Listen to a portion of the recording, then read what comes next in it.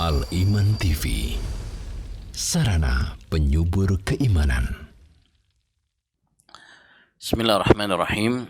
Assalamualaikum warahmatullahi wabarakatuh. Alhamdulillahirabbil alamin. Wabihi nasta'in ala umurid dunya waddin. Wassalatu wassalamu ala ashrafil anbiya'i wal mursalin. Nabiyyina Muhammad wa ala alihi wa sahbihi ajma'in. Amma ba'd. Kaum muslimin wal muslimat, para pemirsa Al-Iman TV yang semoga dirahmati dan diberkahi oleh Allah Subhanahu wa taala. Alhamdulillah, kembali kita berjumpa dan bertemu di kajian kita kali ini insyaallah taala yang membahas tentang kunci-kunci kesucian hati. Kaum muslimin wal muslimat yang semoga dirahmati dan diberkahi oleh Allah Subhanahu wa taala. Kesucian hati adalah kunci kebahagiaan seorang hamba di dunia dan di akhirat. Allah Subhanahu wa taala berfirman dalam Al-Qur'an surat Asy-Syams ayat 9 dan 10. Qad aflaha man zakkaha wa qad khaba man dassaha. Sungguh telah berbahagia orang yang mensucikan hatinya, dan sungguh sengsara orang yang menodai hatinya. Oleh karenanya, hendaknya bagi kita semuanya untuk berupaya mensucikan hati kita. Lantas bagaimana caranya? Ada beberapa kiat, ada beberapa kunci yang bisa kita lakukan untuk membersihkan dan mensucikan hati kita. Yang pertama adalah dengan memperkuat tauhid. Memperkokoh tauhid kita sehingga kita beribadah hanya kepada Allah Subhanahu wa taala. Karena tauhid adalah tujuan Allah Subhanahu wa taala menciptakan kita semuanya. Wa ma khalaqtul jinna wal insa illa liya'budun. Tidaklah saya ciptakan jin dan manusia kecuali agar mereka beribadah kepadaku. Bahkan inti dakwah semua para nabi adalah mengajak manusia untuk beribadah hanya kepada Allah Subhanahu wa taala semata. Walaqad ba'atsna fi kulli ummatin rasula an i'budullaha wajtanibut taghut.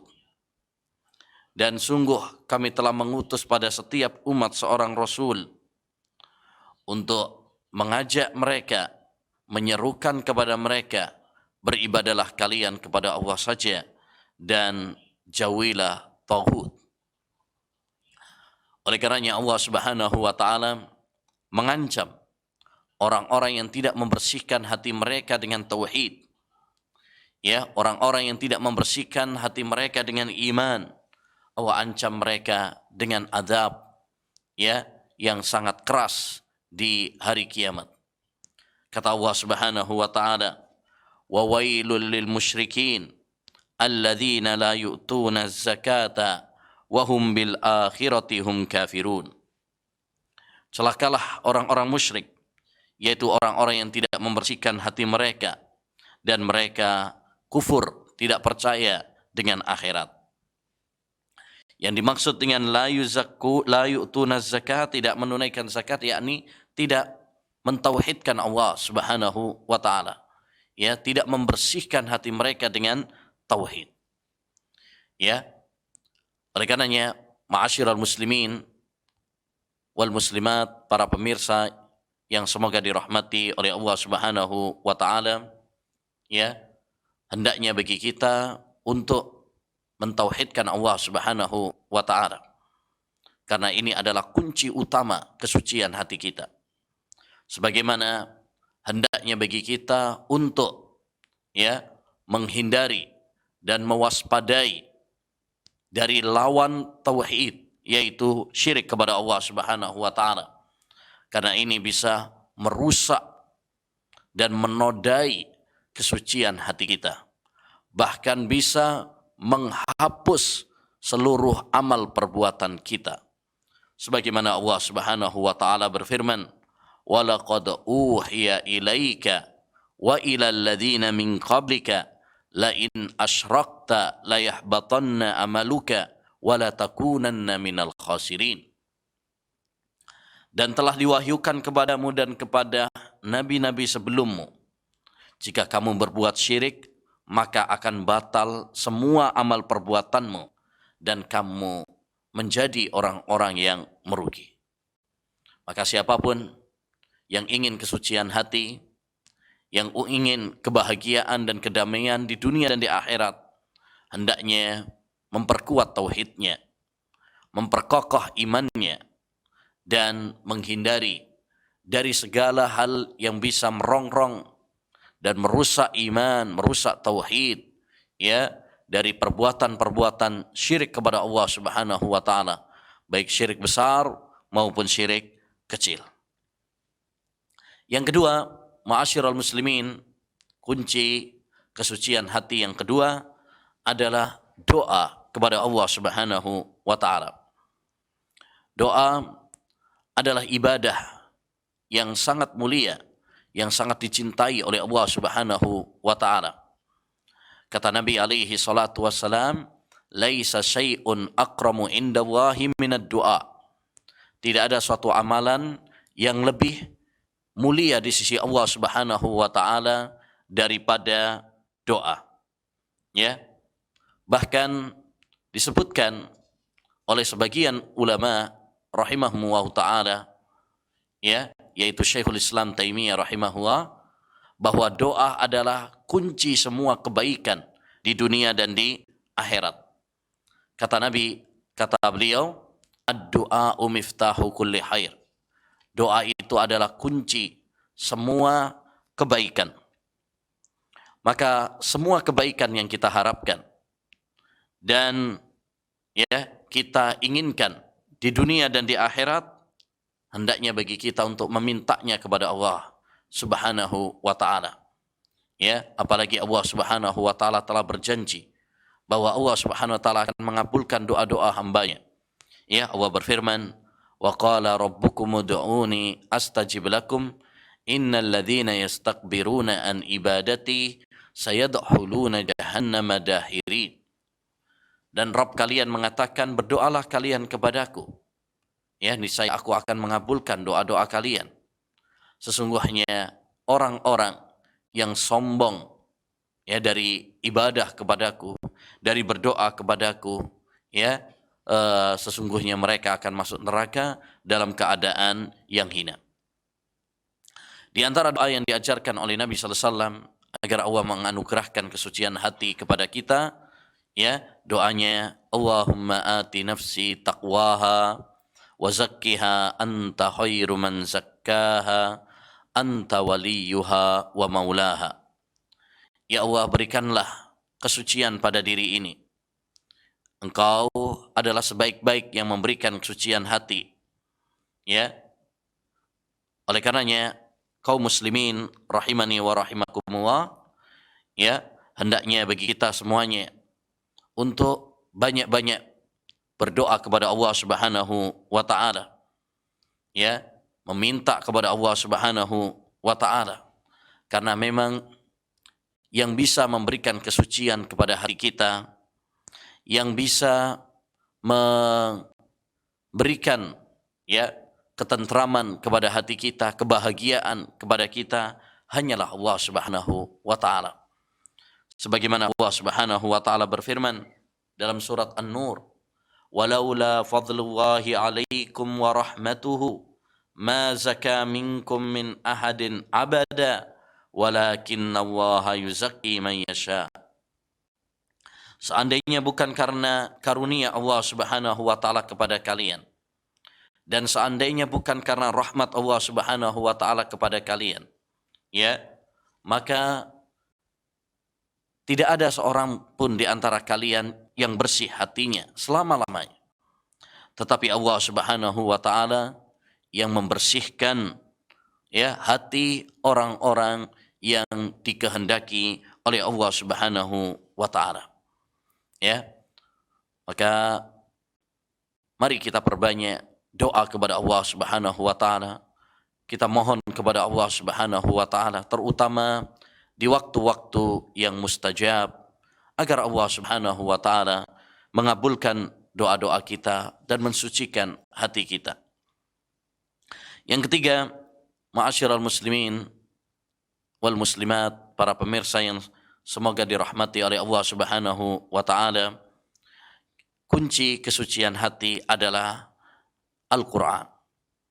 Kita membaca Al-Qur'an, kita merenungi Al-Qur'an, ya, sebagaimana Allah Subhanahu wa taala berfirman di dalam Al-Qur'an, laqad manna Allahu 'alal mu'minin idz ba'atsa fihim rasulan min anfusihim yatlu 'alaihim ayatihi wa yuzakkihim wa yu'allimuhumul kitaba wal hikmah. Sungguh Allah Subhanahu wa taala telah memberikan nikmat kepada orang-orang yang beriman. Allah utus kepada mereka seorang rasul, membacakan kepada mereka ayat-ayatnya dan membersihkan hati mereka dan membacakan kepada mereka Al-Quran dan As-Sunnah, hadis-hadis Nabi Sallallahu Alaihi Wasallam. Maka kiat utama agar kita bisa meraih kesucian hati, kebeningan hati adalah dengan mempelajari Al-Quran, membaca Al-Quran, merenungi Al-Quran, karena dia adalah sumber ya kesucian hati. Ya, siapa yang berpegang teguh dengan Al-Quran, maka dia akan meraih ketenangan. Ya, ala bidzikrillahi tatmainnul qulub. Ketahuilah dengan zikir kepada Allah Subhanahu wa taala, maka hati ini akan ya tenang. Demikian juga Allah Subhanahu wa taala berfirman, ya ayyuhan nas qad ja'atkum mau'izatun min rabbikum wa shifaa'un lima fis sudur wa hudaw wa rahmatul lil mu'minin. Wahai sekalian manusia, telah datang kepada kalian nasihat dari Rabb kalian dan obat bagi hati kalian. Ya, alhamdulillah wassalatu wassalamu ala Rasulillah. Maaf para jemaah, tadi ada gangguan. Di antara kiat kesucian hati ya adalah menjadikan Nabi sallallahu alaihi wasallam sebagai suri tauladan kita. Ya, meneladani beliau, mengikuti jejak beliau, ya, baik dalam masalah akidah, baik dalam masalah ibadah, baik dalam masalah akhlak. Allah Subhanahu wa taala berfirman, laqad kana lakum fi Rasulillahi uswatun hasanah liman kana yarjullaha wal yawmal akhir wa dzakarallaha katsira. Sungguh pada diri Rasulullah sallallahu alaihi wasallam terdapat suri tauladan yang baik bagi kalian. Bagi kalian yang beriman kepada Allah dan beriman kepada hari akhir, serta berzikir kepada Allah SWT dengan zikir yang banyak. Kata Imam Ibnu Katsir, hadhil ayatul karimah aslun kabir fi ta'assi bi Rasulillah sallallahu alaihi wasallam fi aqwalihi wa af'alihi wa ahwalihi. Ayat yang mulia ini merupakan landasan dasar ya untuk meneladani Nabi sallallahu alaihi wasallam dalam ucapannya, dalam perbuatannya, dan dalam setiap keadaannya. Ya, cinta kepada Nabi sallallahu alaihi wasallam, cinta kepada Allah Subhanahu wa taala, bukti utamanya, tanda utamanya adalah kita mencontoh dan meneladani beliau. Sebagaimana Allah Subhanahu wa taala berfirman, "Qul in kuntum tuhibbunallaha fattabi'uni yuhibbukumullah." Ya, katakanlah jika kalian benar-benar cinta kepada Allah Subhanahu wa taala, maka ikutilah aku, niscaya kalian akan dicintai oleh Allah Subhanahu wa taala. Oleh karenanya, siapapun yang ingin untuk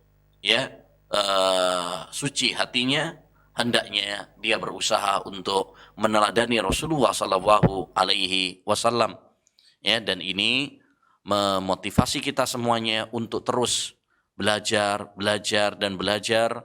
bagaimana akhlak Rasulullah, bagaimana ibadah Rasulullah sallallahu alaihi wasallam, agar Allah Subhanahu wa taala menganugerahkan kepada kita semangat untuk meneladani beliau.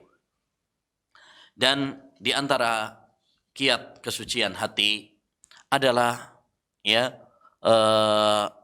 tadzakkuru al-maut, mengingat kematian.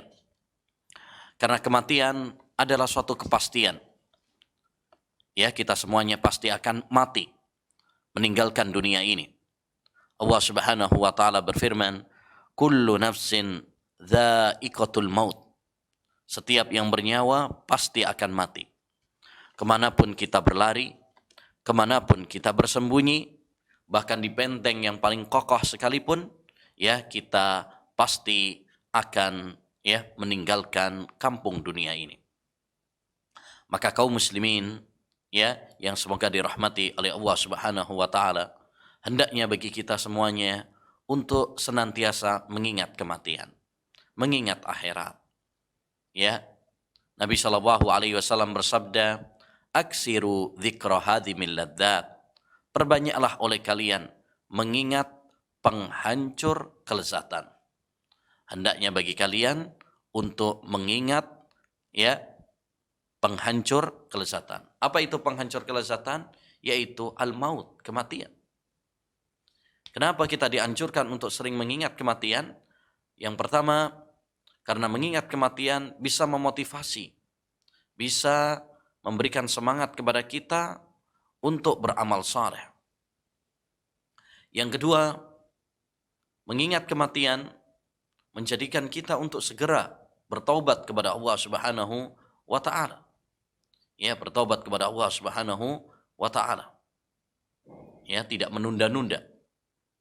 Dan di antara faedah kita mengingat kematian juga adalah kita qanaah dengan dunia. Tidak tertipu dengan gemerlapnya dunia ini. Maka orang yang cerdas adalah orang yang mengingat kematian dan mempersiapkan bekal untuk setelah kematian. Nabi sallallahu alaihi wasallam pernah ditanya, "Ayyul mu'minina akyas?" Wahai Rasulullah, orang mukmin yang paling cerdas itu siapa? Maka beliau menjawab, "Aksaruhum dzikran lil maut wa aksaruhum isti'dadan lima ba'da." Mukmin yang cerdas adalah mereka yang sering mengingat kematian dan paling banyak mempersiapkan bekal untuk setelah kematian. Semakin kita ingat akhirat, semakin kita semangat beramal saleh, mempersiapkan pundi-pundi pahala, bekal kita menghadap Allah Subhanahu wa taala, disitulah kecerdasan seseorang. Walaupun mungkin dia nggak lulus SD, nggak lulus SMP, tapi kalau dia mengingat kematian, mengingat akhirat, dia beramal saleh, mengumpulkan bekal untuk perjalanan akhirat, inilah orang-orang yang cerdas, yang ngerti tentang hakikat dunia ini. Adapun orang-orang yang tertipu dengan gemerlapnya dunia, adapun orang-orang yang tertipu dengan fata morgana dunia, walaupun dia memiliki sederet jabatan, sederet